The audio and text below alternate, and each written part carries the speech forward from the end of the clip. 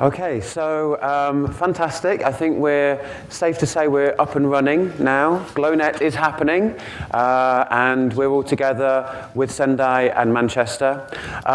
We now move into another phase where we have a more long, deep, inspirational speaker, John Worthington, who's going to talk to you about his work heading up a leading firm, and I'm sure is going to give us a very inspirational and exciting talk. If I can welcome to the stage John Worthington. Thank you.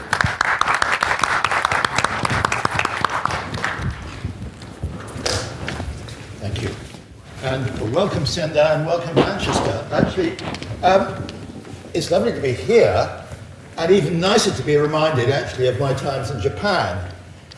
Looking at those images, the thing which really struck me was I kept on wanting to anchor myself, and then I saw that little image through that window on the left-hand side.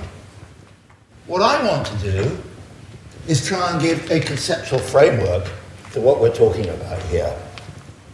The city is a network of places, and places as experiences which stimulate collaboration, interaction, and ultimately innovation.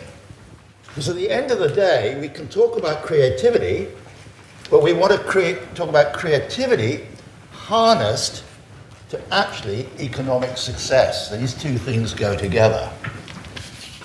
Let me just see where the thing is. Where's the... Yeah. Thank you very much. Thank you, Sendai. City. City as a center is moving from a center, you can see Copenhagen, to a network of places, the Øresund.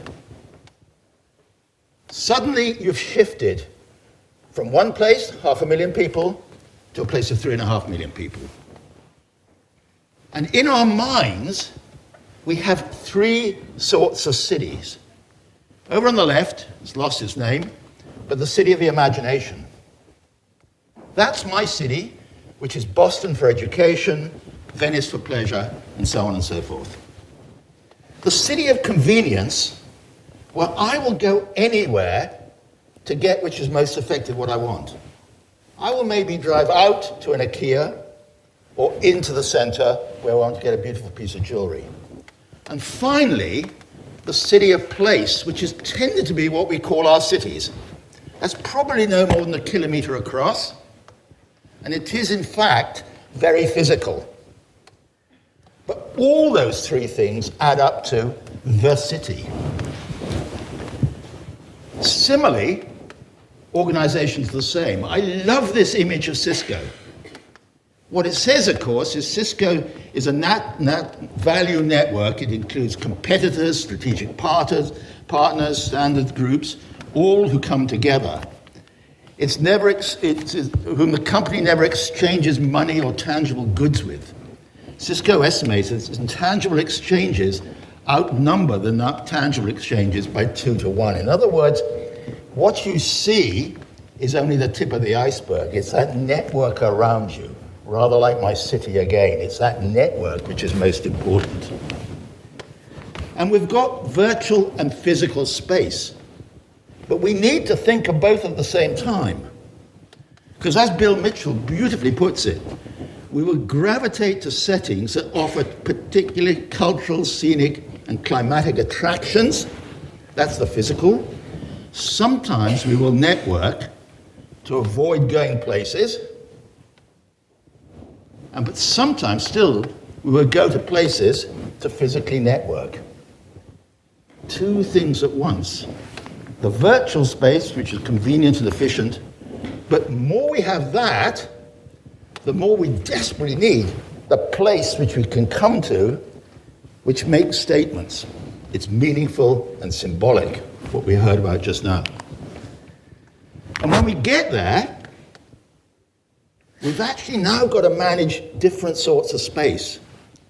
What we used to call the public realm, that which is owned, governed by the community. tends to be shrinking. That's loose fit, it's underfunctionalized, it's organic, it's heterogeneous, it's diverse, but it always has a dominant culture. But alongside it, we have the semi-public. That space which is inside other people's buildings, but we can move through. It's precise, functional, the shopping center, etc. And then the third layer, what I call the privileged, that we are invited into, the cafe we go into.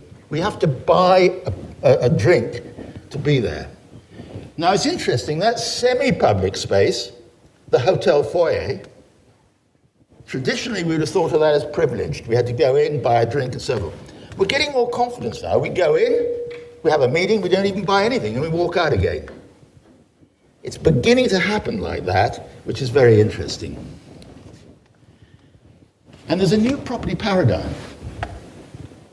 Firms, instead of saying, I've got to own all my space, are increasingly beginning to get core space, that which is highly iconic or highly specialized.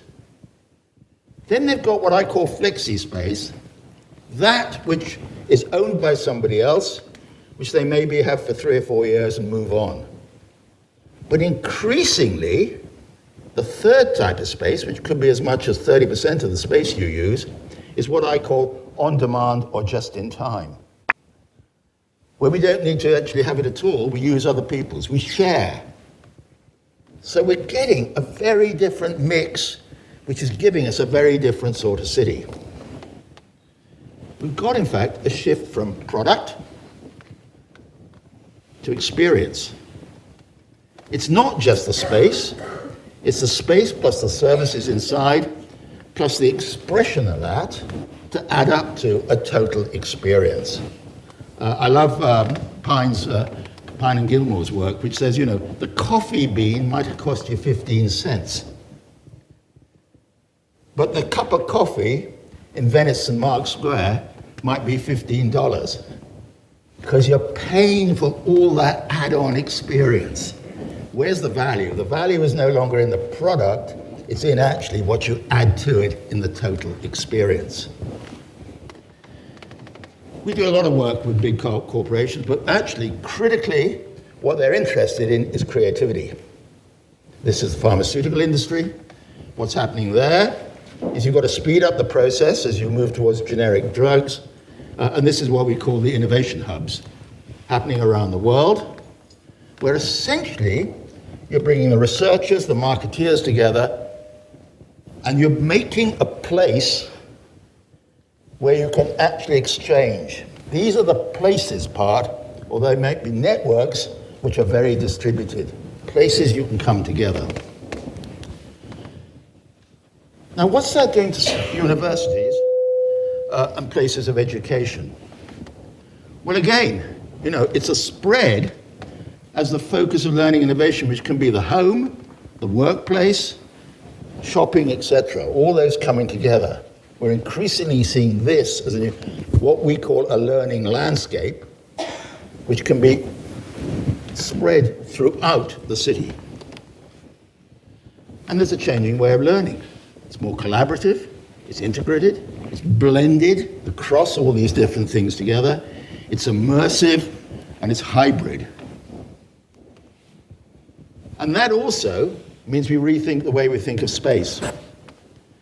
Space, increasingly, the space we used to call as non-functional space, corridors, etc., staircases, is highly functional because it's a place where informal interaction takes place.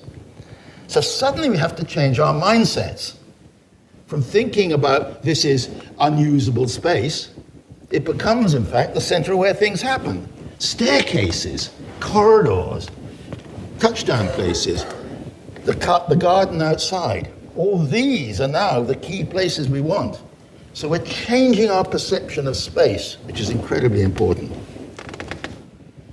And of course, we're getting new sorts of collaborative spaces.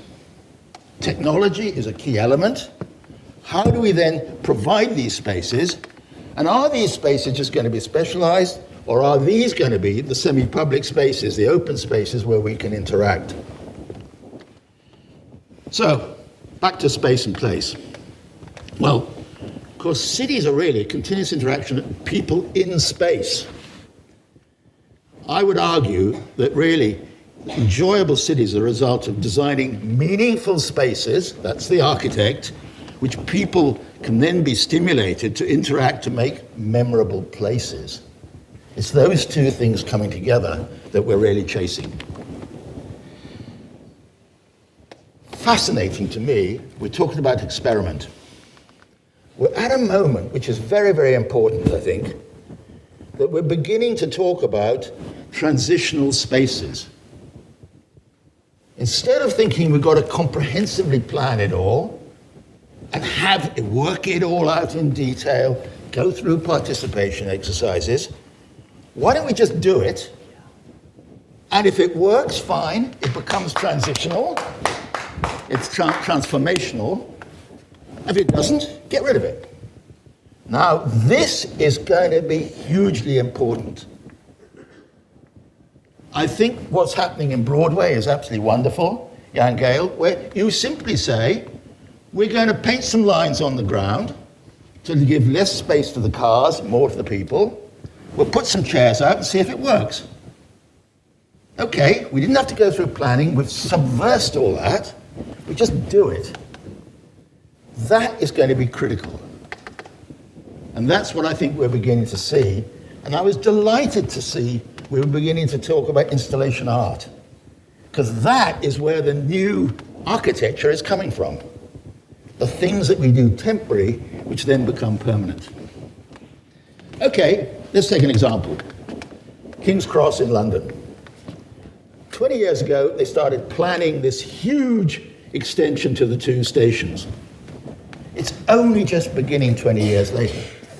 Now it's actually, all around the edge of it, been happening all the time. But that wasn't seen as the plan. That is the transitional. That's all these things which can happen. So actually, what you have is that huge scheme, but around it, you have, in fact, other things happening. You've got this wonderful area called the Regent's Quarter, which is existing buildings, new buildings, a patchwork which has been put together.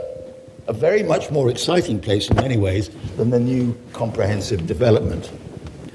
And within it, one of the buildings, which is a wonderful building in many ways, is King's Place. Now that isn't just a traditional office building.